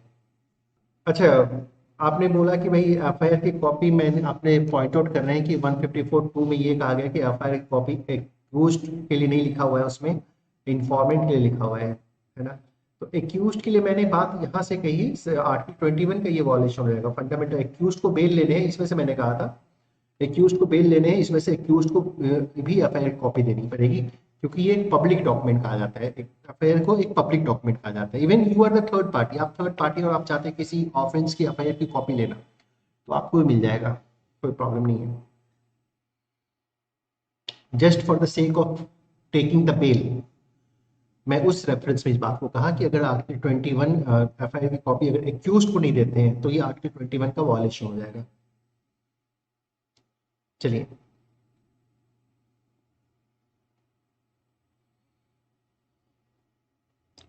एफआईआर को एफआईआर क्यों कहते हैं? क्योंकि ये फर्स्ट डिटेल डिस्क्रिप्शन है जो कि राइटिंग में दिए गए। अच्छा, मैंने ये बात बता दिया था आपको कि हस्बैंड ने अगर वाइफ को निकाल दिया और दूसरी शादी कर ली तो 498 ए तो एफआईआर में आपको शो होगा, आपको 406 भी एफआईआर में शो होगा, लेकिन 494 जो दूसरी शादी किया है वो वाली जो चीजें हैं वो एफआईआर में शो नहीं हुआ, क्योंकि वो नॉन कॉग्निजेबल ऑफेंस है। उसकी कॉग्निजेंस के लिए आपको मैजिस्ट्रेट के सामने एक कंप्लेंट केस फाइल करनी पड़ेगी, है ना। मैजिस्ट्रेट पुलिस को इन्वेस्टिगेशन करते हैं, ऑर्डर करते हैं कि भाई उसकी आप इन्वेस्टिगेशन करके बताओ, फिर उसके बाद मैजिस्ट्रेट खुद ही उसकी वारंट इशू करते हैं। तो ये इसमें 494 का एक बहुत ही रिलेवेंट बात होता है, ठीक है ना। अगले पॉइंट के ऊपर आते हैं कि यहाँ पे क्या है। अब देखिए, सबसे इंपॉर्टेंट बात, पुलिस की कोई डिस्क्रिप्शंस नहीं होती है कि एफआईआर को रजिस्टर ना करें, कोई डिस्क्रिप्शंस नहीं है। मतलब अगर पुलिस को ये लगे, यकीन हो कि जो कंप्लेनेंट है वो झूठा है, झूठ बोल रहा है, क्या इस बेसिस पे पुलिस एफआईआर रजिस्टर करने से मना कर सकती है? नहीं। The word shall is used there, और यहां पे सिंपली कहा है इंफॉर्मेशन पुलिस को रिकॉर्ड ही करनी पड़ेगी, चाहे पुलिस उसकी क्रेडेंशियल से या रीजनेबिलिटी से सेटिस्फाइड है या डिससेटिस्फाइड है, उससे मतलब नहीं। कंप्लेनेंट आया है और अगर पुलिस को बता रहा है कि साहब हमारे साथ ऐसा हुआ है, तो पुलिस को वो एफआईआर लिखना पड़ेगा, ये उनकी ड्यूटी है। उनको लग रहा है कि नहीं साहब इसकी इंफॉर्मेशन में कोई क्रेडेंशियल्स बातें नहीं लग रही हैं, ये लग रहा है कि ये झूठ बोल रहा है, वो इनकार नहीं कर सकती है, उनको ये चीजें मेंशन करनी पड़ेगी, एफआईआर रजिस्टर करना उनके लिए मैंडेटरी है। Then question is very important, क्या पुलिस अपने डिस्क्रिप्शन से एफआईआर को रजिस्टर करने से रिफ्यूज कर सकती है? पुलिस को लग रहा है कि जो इंफॉर्मेंट है वो झूठा है, answer is no. Police has to register the information, उनको रजिस्टर करना पड़ेगा, इन्वेस्टिगेट करनी पड़ेगी। भले अगर इंफॉर्मेंट उनको झूठा लग रहा है तो क्लोजर रिपोर्ट जो है उसकी कोर्ट में वो फाइल कर दें, no problem. Lalita Kumari versus government of Uttar Pradesh, बहुत फेमस केस है ललिता कुमारी का, कई जगह रेफरेंस दिया जाता है, कई जगह रेफरेंस दिया जाता है, ठीक है। और अब एक बात बताता हूं, अगर अभी भी पुलिस के पास आप गए और पुलिस आपको झूठा बता करके आपकी एफआईआर को नहीं रजिस्टर्ड कर रही है, तो आपके पास क्या ऑप्शन है, आप ये बताएं। अगर आप पुलिस के पास गए, पुलिस ने आपको झूठा बोला, बोला झूठी इंफॉर्मेशन है, हम एफआईआर रजिस्टर्ड नहीं करेंगे, what you will do in that situation, क्या करेंगे आप बताइए जरा, बताइए जरा। Why the Lalita Kumari judgment is important here. देखिए मैं लॉ का एक बहुत ही इंपॉर्टेंट फंडा आपको बताने जा रहा हूं, आप ध्यान से सुनिएगा। Can you please answer that if the refuse police refuse to register your FIR on the basis of the fact that they are saying your information is not reliable, police ने आपके एफआईआर को register करने से मना कर दिया, इनकार कर दिया, what will you do in that situation? Can the police say that?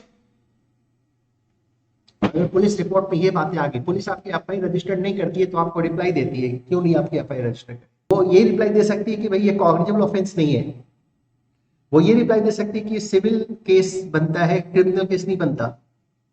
लेकिन अगर वो ये रिप्लाई देती है कि साहब इन्फॉर्मेंट, हम आपके इंफॉर्मेशन पे यकीन नहीं कर रहे हैं, हमें आप पे यकीन नहीं है, भरोसा नहीं है, और आपके एफआईआर को मना कर दिया रजिस्टर करने से, बताइए what action you can take in that situation. I am waiting for your reply. क्या क्लास में कोई आंसर कर सकते हैं इसका? पुलिस ने मना कर दिया एफआईआर रजिस्टर करने से, इस बेसिस पे मना किया है कि भाई आप तो झूठे हैं। दिस वन बिल्कुल सही कहे हो। हस्बैंड वाइफ वाले केस में 2 ट्रायल चलेंगी, एक ट्रायल चलेंगी पॉसिबल है 498A की, और एक ट्रायल चलेगी ओथ पर दे सकते हैं इंफॉर्मेशन। ये क्या आंसर किया, ओथ पे इंफॉर्मेशन दे सकते हैं। मेरा क्वेश्चन बिल्कुल सिंपल है, ओथ पे ही आप दीजिए चाहे कुछ दीजिए, पुलिस आपकी बातों पे यकीन नहीं कर रही है। आप बताइए ललिता कुमारी के जजमेंट का यहाँ पे क्या इंपॉर्टेंट है, इंपॉर्टेंस क्या है ललिता कुमारी के जजमेंट का? चलिए आंसर नहीं है आपके पास से, कहीं कोई आंसर नहीं कर रहा, मैं आंसर दे रहा हूं आपको, आप सुनिए इसका आंसर, बड़े ध्यान से सुनिएगा, बहुत इंपॉर्टेंट है। अगर पुलिस आपको कह रही है कि साहब आपने झूठा इंफॉर्मेशन दिया है, आपकी इंफॉर्मेशन हमें सही नहीं लग रही है, हम आपकी इंफॉर्मेशन के बेसिस पे एफआईआर रजिस्टर्ड नहीं करेंगे, आप पुलिस वाले को आराम से बताइए साहब आप तो सुप्रीम कोर्ट का कंटेम्प्ट कर रहे हैं।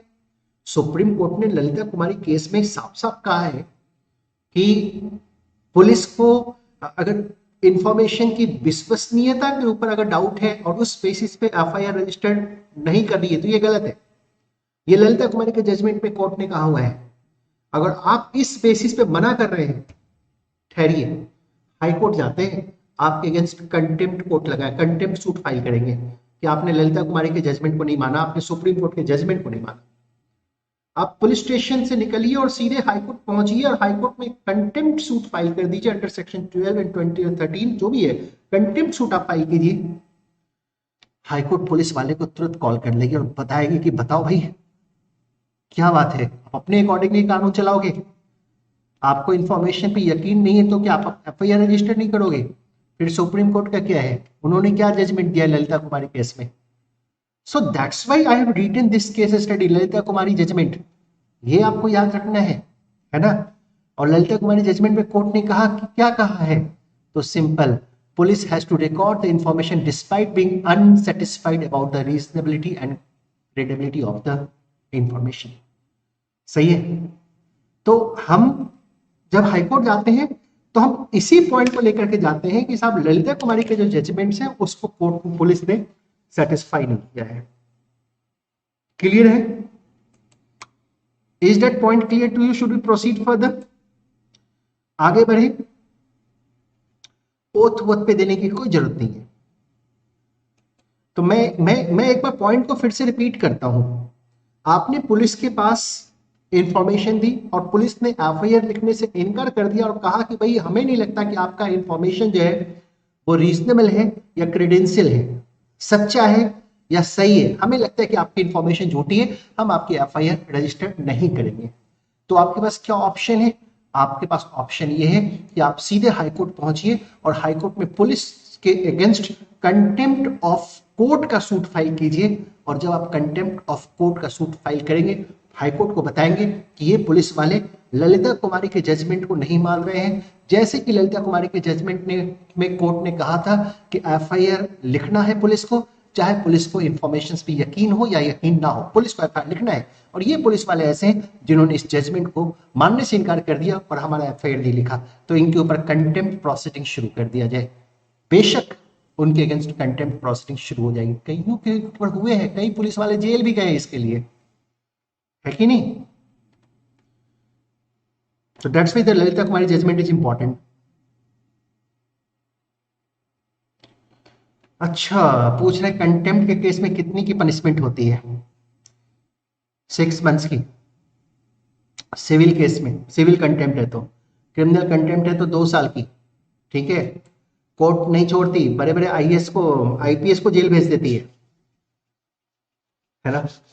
एसएचओ को तुरंत नोटिस कर देगी, बताओ भाई आपने क्यों नहीं लिखा। तो जब भी देखोगे पुलिस सिर्फ 2 ग्राउंड पे एफआईआर रजिस्टर करने से मना कर सकती है, सिर्फ 2 ग्राउंड पे एफआईआर रजिस्टर करने से मना कर दे सकती है। पहला बोलिए कौन कौन से ग्राउंड पे पुलिस एफआईआर रजिस्टर करने से मना कर देती है, मुझे आंसर दीजिए।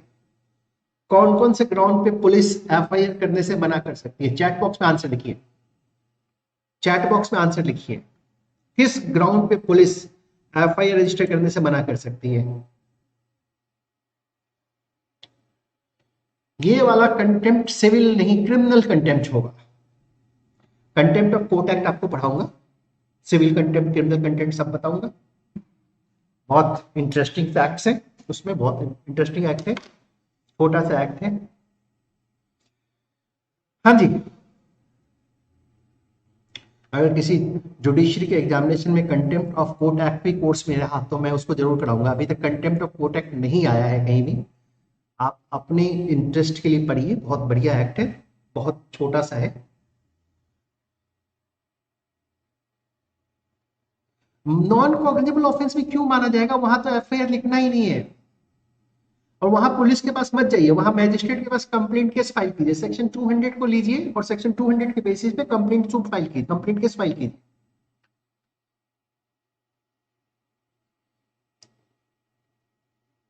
हाँ जी बताइए जरा, किस ग्राउंड पे पुलिस वाले एफआईआर करने से मना कर सकते हैं?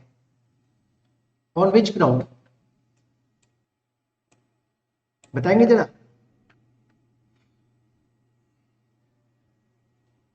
On which ground? वेग इंफॉर्मेशन हो तो नहीं मना कर सकते हैं, मैंने आपको वही पहले बताया था, ललिता कुमारी के जजमेंट का वॉयलेशन हो जाएगा। यही चीज तो मैं समझा रहा हूं, तब से मैं समझा रहा हूं, सिर्फ 2 ग्राउंड पे मना कर सकते हैं। पहला, पुलिस को लग रहा है कि ये जो ऑफेंस है ये कॉग्निजेबल ऑफेंस ना होके नॉन कॉग्निजेबल ऑफेंस है पुलिस के अपने सोच के हिसाब से। दूसरा, पुलिस को ये लग रहा है कि ये क्रिमिनल केस नहीं, ये सिविल केस है, ये क्रिमिनल केस नहीं है, ये सिविल केस है। इन 2 ग्राउंड्स पे वो मना कर सकते हैं, है ना? और ये लिख दिया ना कि इंफॉर्मेशन वेग है, भाई एफआईआर लिखो ना, उसके बाद डिसाइड करना कि वेग है या क्या है। बिना एफआईआर लिखे डिसाइड कर लेते हो कि वेग है कि क्या है ना? एफआईआर लिखो पहले। और अगर पुलिस इनके अलावा किसी और ग्राउंड उठाती है, कहती है इंफॉर्मेशन वेग है, इंफॉर्मेशन रीजनेबल नहीं है, क्रीडेंशियल्स नहीं है, तो क्या होगा? ललिता कुमारी के जजमेंट का वॉयलेशन हो जाएगा और हम सीधे उनके अगेंस्ट कंटेम्प्ट ऑफ कोर्ट का केस लगाएंगे। ठीक है, कंटेम्प्ट ऑफ कोर्ट केस लगाएंगे, ठीक है ना? That much. चलिए नाउ एंड नेक्स्ट पॉइंट पे आते हैं। नेक्स्ट पॉइंट पे जीरो एफआईआर, जीरो एफआईआर। देखिए, अच्छा एक बात देखिए, क्या जरूरी है कि जिस एरिया में ऑफेंस हुआ है एफआईआर वहीं पे लिखवाया जाए? Is it mandatory that to lodge an FIR only from that area where the offense has been committed? बिल्कुल जरूरी नहीं है। आप कहीं भी FIR लिखवा सकते हैं, कहीं भी कर सकते हैं FIR, anywhere, whatever, wherever you want that. अगर मान लो ऑफेंस दिल्ली का है और आप दिल्ली पुलिस, दिल्ली का जो एरिया उसके जुरिस्डिक्शन में FIR आप नहीं कर रहे हैं, नहीं किए, whatever the reason it may be, आपका कोई अपना रीजन हो सकता है, आप किसी दूसरे पुलिस स्टेशन में चले गए कि वो आप मेरा FIR लिख दो, वो कहेंगे नहीं साहब मेरे एरिया का ये केस नहीं है, जैसा फिल्मों में देखते हो ना, बार बार मना करते, जाओ जाओ जाओ, मेरे एरिया का केस नहीं है, मना कर दिया। दूसरे पुलिस स्टेशन में गए, वो कहते नहीं मेरे एरिया का नहीं, उस एरिया का, वहां चले जाओ। मतलब आपको इस जगह से उस जगह दौड़ाया जा रहा है, ये FIR कर रहा है ना, वो FIR लिख रहा है। कानून ये है, 0 FIR। आप हर पुलिस वाले को, हर पुलिस स्टेशन को FIR लिखना पड़ेगा, और अगर वो उनके एरिया का पुलिस नहीं, केस नहीं है, तो कंसर्न पुलिस स्टेशन को वो ट्रांसफर कर दे, वो उसको हैंड ओवर कर दें, उनको लिख दें कि भाई आपके एरिया का FIR है, हमने लिखा हुआ है, दैट इज कॉल्ड 0 FIR। सही है। तो अगर FIR, अगर ऑफेंस किसी एक पुलिस के जुरिस्डिक्शन में हुआ है लेकिन विक्टिम किसी और पुलिस स्टेशन में पहुंच गया, वहां FIR रजिस्टर करवा रहा है, तो वहां की पुलिस को FIR लिखनी पड़ेगी, that FIR is called the 0 FIR। इसकी कोई नंबरिंग नहीं की जाएगी, नंबर वहां दिया जाएगा जहां पे इसकी FIR होनी चाहिए, और उसको यहां वाले जो पुलिस स्टेशन है जिसमें हमने FIR लिखवाया है, चूंकि वो उनके एरिया का केस नहीं है, तो वो इसको वो 0 FIR के नाम से बुलाएंगे, कोई नंबर नहीं दिया जाता है ना, इसी वजह से 0 FIR कहते हैं। देखो हर एक FIR का एक नंबर होता है ना, एक नंबर होता है, ईयर होता है, लेकिन आप उस पुलिस स्टेशन में FIR कर रहे हैं जिस पुलिस स्टेशन का ये केस नहीं है, तो वो पुलिस स्टेशन भी FIR लिखेगी, लेकिन उसको 0 नंबर देगी और उसको 0 FIR कहेगी, ठीक है। और उसके बाद कंसर्न पुलिस स्टेशन को ट्रांसफर करेगी, कंसर्न पुलिस स्टेशन उसका नंबर देगी। तो 0 FIR को 0 FIR क्यों कहते हैं? तो रीजन बड़ा सिंपल है कि उस FIR को कोई नंबर नहीं दिया जाता है, 0 नंबर से बुलाया जाता है। 0 FIR समझ गया आपने? Ante time event FIR, let us see what is called to this ante time event FIR। और यहां देखिए क्या होता है ना कि FIR कभी कभी ऑफेंस होने से पहले ही लॉस्ट करा दी जाती है ना, ऑफेंस हुआ नहीं है और पहले ही आ गए FIR कराने के साथ, वो उसको मारने वाला है, ठीक है। तो हम कहते हैं कि ये इवेंट बेस्ड FIR है, तो लिखना तो पड़ता है इसको भी, इसको एंटी टाइम FIR कहते हैं। मींस क्राइम वो करने वाला है, ये सब चीजें वो करने वाला है, ताकि पुलिस अपने प्रिवेंटिव एक्शन के ऊपर आ जाए, उसको रोकने की कोशिश करे। चलिए, अच्छा बताइए, ए है और बी है, अब मेरे क्वेश्चन का जवाब दीजिए। ए ने बोला बी ने मुझे मारा, खूब मारा। ए कहता है, बी कहता है, ए ने कहा बी ने मुझे मारा, और बी कहता है कि ए ने मुझे मारा, खूब मारा। ए अपनी FIR लिखवा रहे हैं, बी कहता है मेरी भी FIR लिखिए, उसने मुझे मारा है, मेरी भी FIR लिखो। क्या पुलिस बी की FIR लिखने से मना कर सकती है? क्या पुलिस बी की FIR लिखने से मना कर सकती है? से यस और नो। क्या पुलिस बी की FIR लिखने से मना कर सकती है कि भाई हम ए के FIR ऑलरेडी लिख चुके हैं, अब तुम्हारी FIR नहीं लिखेंगे? नॉर्मली कर देती है, नहीं नॉर्मली कर देती है, बिल्कुल नहीं मना करेगी, मना नहीं करेगी, बी की भी FIR लिखेगी। एक लेडी ने किसी के ऊपर मॉलेस्टेशन का इल्जाम लगाया, पुलिस ने उसकी FIR लिख ली। एक्यूज्ड कह रहा है कि नहीं मैंने मॉलेस्टेशन नहीं किया था, इसने मेरे से पैसे मांगे थे, नहीं दिया, तो इसने ये इल्जाम लगाया है। क्या एक्यूज्ड का FIR पुलिस लिखने से मना कर सकती है? यस और नो। क्या एक्यूज्ड का FIR लिखने से मना कर सकती है? एक्यूज्ड भी एक क्राइम रिपोर्ट कर रहा है कि ये लेडी मेरे से पैसे मांग रही थी, मैंने पैसे नहीं दिए, इसी वजह से इसने मॉलेस्टेशन का इल्जाम लगाया। पुलिस एक्यूज्ड का भी एफआईआर लिखने से मना नहीं कर सकती है, एक्यूज्ड का भी एफआईआर लिखना पड़ेगा। इसको कहते हैं क्रॉस एफआईआर। आपने मेरे पे एफआईआर किया, हमने आप पे एफआईआर कर दिया, और जब मामला कोर्ट में जाएगा ना, दोनों क्रॉस एफआईआर को कोर्ट क्लब कर देगी, जोड़ देगी।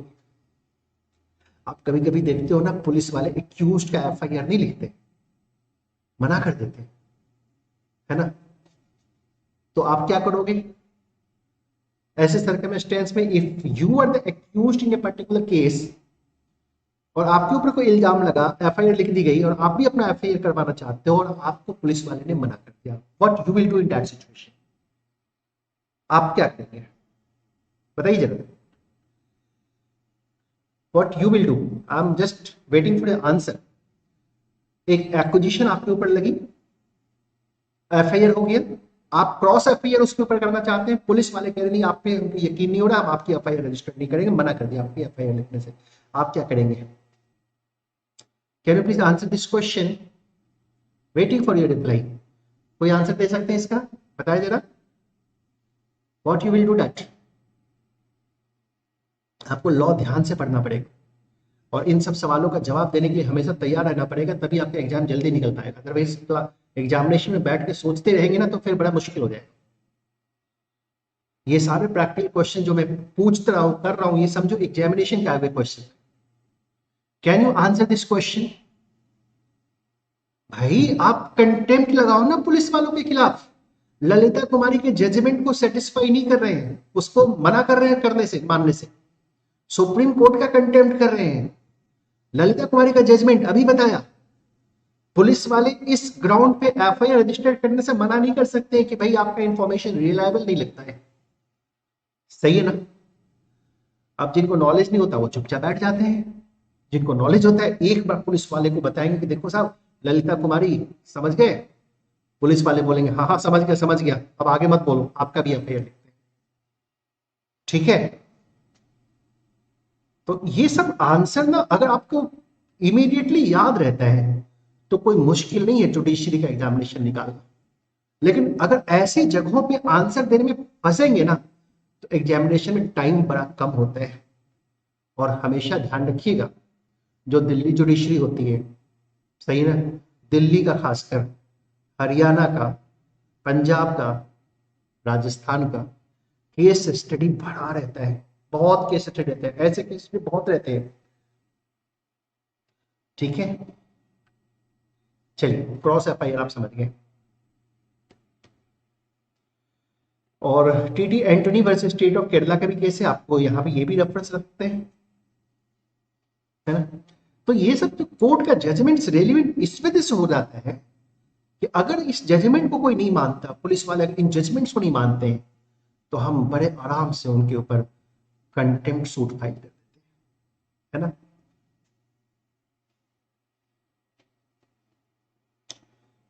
चलिए, can the FIR B launch through telephone? क्या लगता है फोन के थ्रू एफआईआर रजिस्टर्ड हो सकता है? नाउ एंड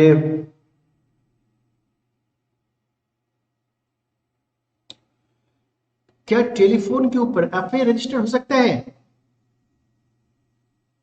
एंड कोई मैटर, कोई घटना घटी टेलीफोन के ऊपर इन्वेस्टिगेट रिपोर्ट की जा रही है, तो डिटेल इंफॉर्मेशन चाहिए यहां पे।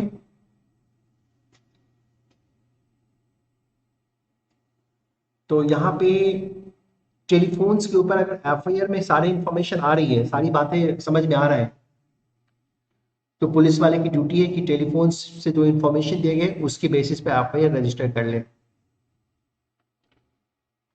आंध्र प्रदेश वर्सेस बीवी पांडुरंग का केस है दिस वन।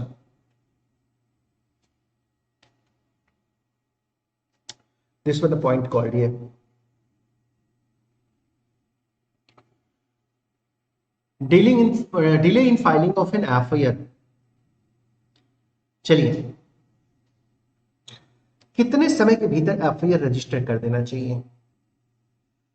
क्या एक 2 साल पुराने इवेंट का जो जो जो मैटर है क्या उसकी एफआईआर आज रजिस्टर हो सकती है?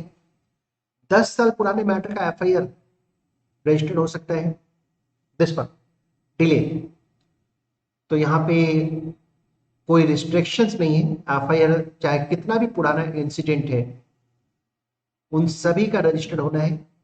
डिले के रीजंस जरूर रिकॉर्ड करें, स्पेसिफाई करें। Ramdas versus state of Maharashtra,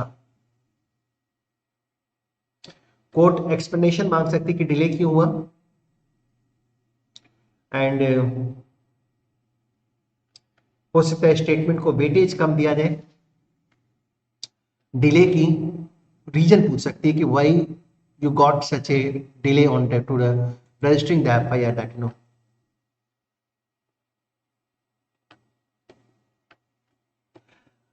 हाँ हाँ, 154 में ये लिखा हुआ है कि इंफॉर्मेशन रिड्यूस्ड इन राइटिंग। इसका मतलब ये होता है कि राइटिंग में इंफॉर्मेशन पुलिस वाले ही रिड्यूस करेंगे, sign by the informants. Writing में ही रिड्यूस करेंगे, साइन वो करवा लेंगे, उससे जब वो आएगा तो साइन करवा लेंगे, लेकिन फिलहाल जो टेलीफोन पे दिया गया वो रजिस्टर कर लेंगे उसको। मेन कंटेंट इसमें इंफॉर्मेशन का है, जो इंफॉर्मेशन उनको मिल रही है। अब आप वो देखो ना, ई एफ आई आर भी तो होती है ना आजकल, वेबसाइट पे बैठ के भी तो एफ आई आर होती है।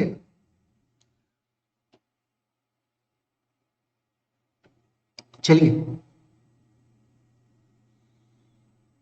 Delay in the filing of F I R, we have got that, you no.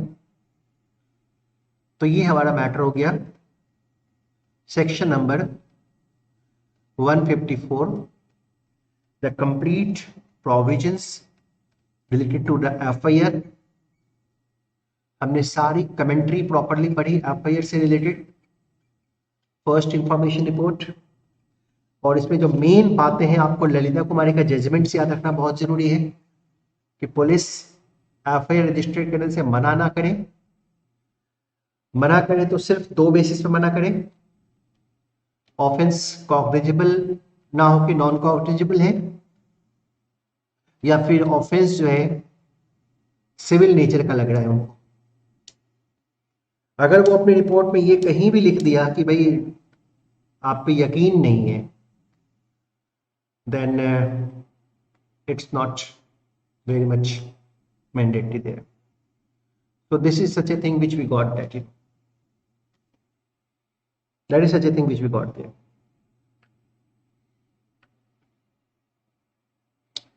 चलिए next point, information as to non cognizable case and investigation of such case, section 155। देखिए 154 में cognizable case की information है और 155 में non cognizable case की information है। आप इन चीजों का जरूर ध्यान रखिएगा। और नॉन कॉग्निजेबल केस जो है मैजिस्ट्रेट देखेंगे। अब कहता है कि अगर पुलिस के पास इंफॉर्मेशन, देखो पब्लिक को क्या पता कि जो ऑफेंस वो लेके जा रहे हैं वो कॉग्निजेबल है या नॉन कॉग्निजेबल है। वो तो पुलिस स्टेशन उनको देखा हुआ है, बगल में पहुंच गए, सही है। अब पुलिस वाले देख रहे कि अगर इंफॉर्मेशन नॉन कॉग्निजेबल है, नॉन कॉग्निजेबल ऑफेंस है, तो वो नॉन एनसीआर इसकी बनाएंगे, इंटर और cause to be enter such substance of information of books, जो उनके पास है, ये एनसीआर बुक होती है, उसमें रखेंगे और इंफॉर्मेशन रेफर कर देंगे and refer the informant to the magistrate. वो बता देंगे कि साहब ये नॉन कॉग्निजेबल ऑफेंस है और हमारे पास इसको देखने की अथॉरिटी नहीं होती है, हम इस पर प्रोसीड नहीं कर सकते हैं, सही है। और वो मना कर देंगे कि चलो भाई हो गया, हमारा काम खत्म, हमने रिकॉर्ड कर लिया। मैजिस्ट्रेट साहब हैं, कोर्ट में जाओ आप इसके लिए। जैसे फॉर एग्जांपल वाइफ क्लेम कर रही है, कोर्ट में रिपोर्ट लिखा रही है कि उसके हस्बैंड ने दूसरी शादी कर ली, या हस्बैंड कोर्ट में रिपोर्ट लिखा रहा है कि उसकी वाइफ ने दूसरी शादी कर ली बिना डिवोर्स लिए, तो ये तो नॉन कॉग्निजेबल ऑफेंस हुआ ना। तो पुलिस वाले कह देंगे कि भाई ये नॉन कॉग्निजेबल मैटर है, आप यहाँ पे इसकी शिकायत मत करो, यहाँ पे ये नहीं चलेगा, है ना। आप कहाँ पे जाओ इसके लिए? आप मैजिस्ट्रेट के पास जाओ। तो आपको ना मैजिस्ट्रेट के पास कंप्लेंट केस फाइल करनी पड़ेगी। वहां पर एक कंप्लेंट केस आप वहां मैजिस्ट्रेट के पास फाइल करो।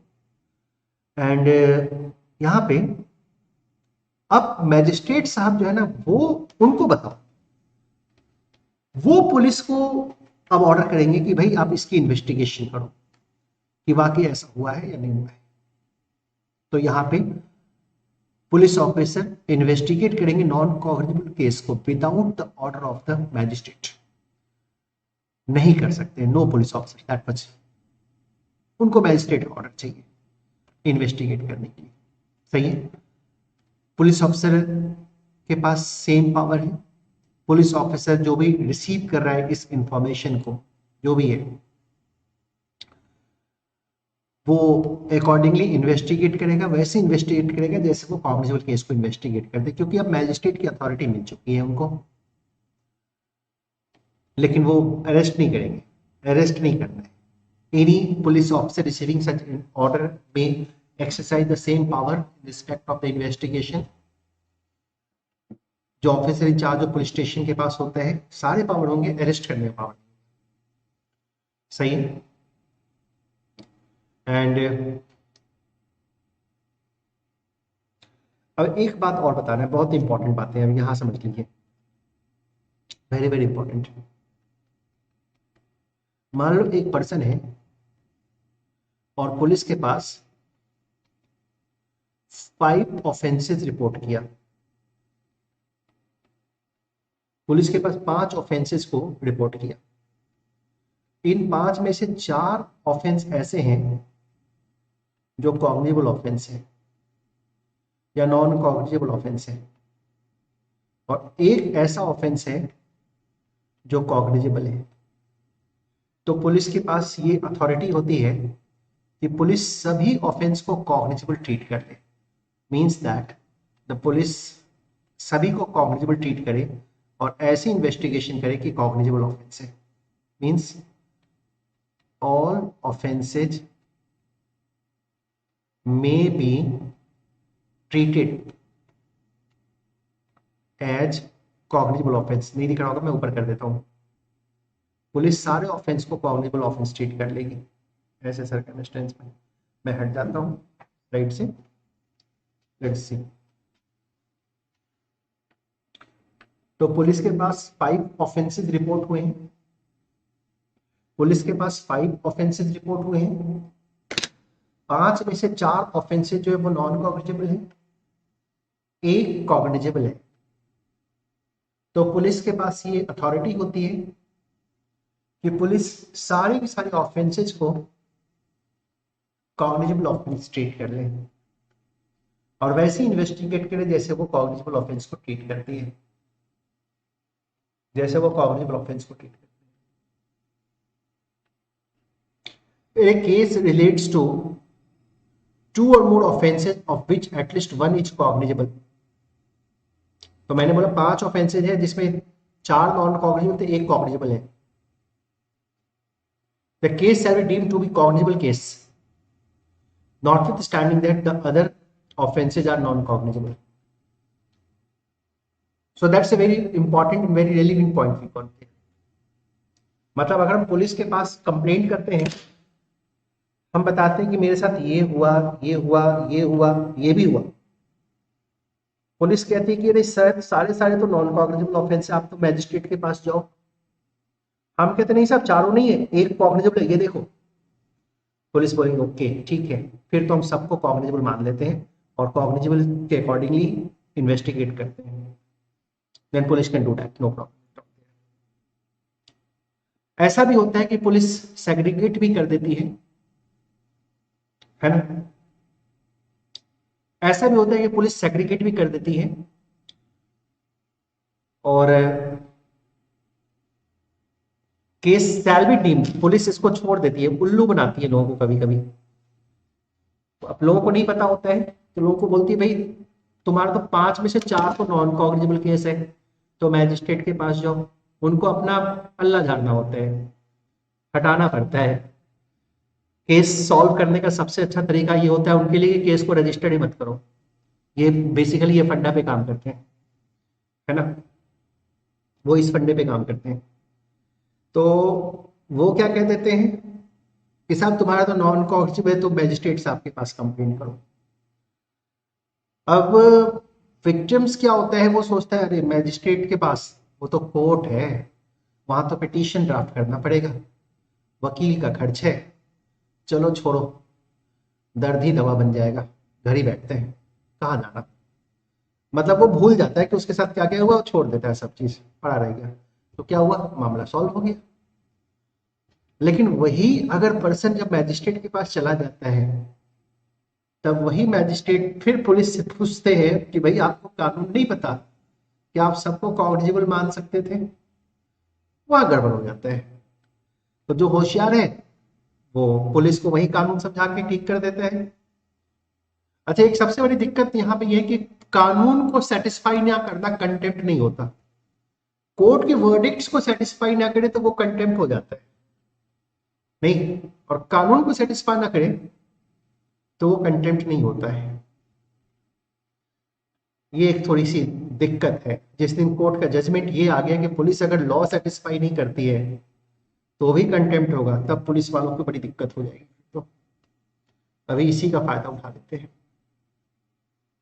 लेकिन पुलिस के लगने वाले जितने जजमेंट्स हैं आप वो याद रखो, तो पुलिस आपका काम फटाफट कर देगी।